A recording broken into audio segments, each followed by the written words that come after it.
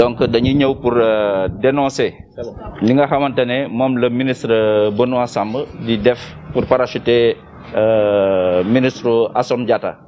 donc ci Kër Massar Nord.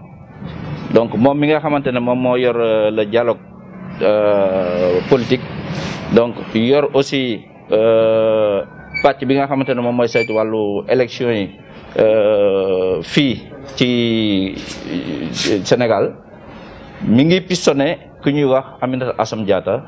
di ko jël di ko teg ci kanamu responsable APR yi nga xamante ne ñoom ñoo nekk fii à Kër Massar te loolu ñun duñ ko nangu. Pendant plusieurs années ñi ngi nekk ci terrain bi di liggéey pour xale yi di liggéey pour mag ñi di liggéey pour les sages di liggéey pour le développement de Kër Massar ñu ñëw tey bëgg a jël le ministre Assome Diatta bëgg ko jiital suñu kanam fii ak Kër Massar noonu ñun duñ ko nangu. moom nag citoyen la comme tout le monde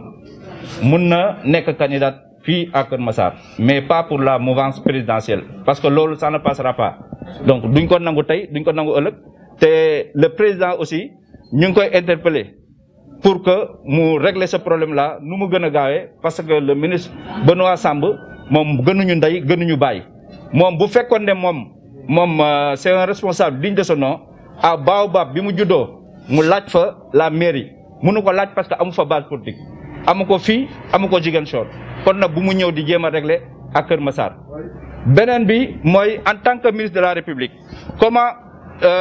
il peut ñëw di envoyer des messages di saaga par rapport ak l'interpellation bi ñu ko def di ko laaj est-ce que moom moo mandaté ministre Assome Diatta pour mu indi 2 personnes.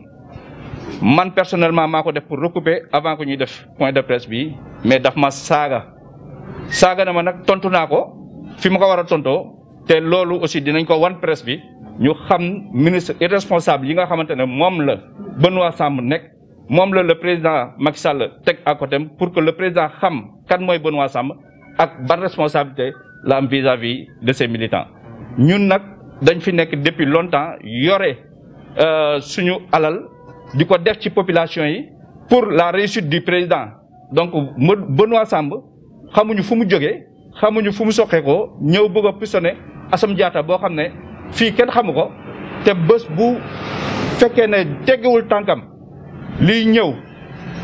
incha allahu rabbi du neex le président de la République il faut que ça soit clair et ça ne passera pas. baax na jërëjëf merci beaucoup.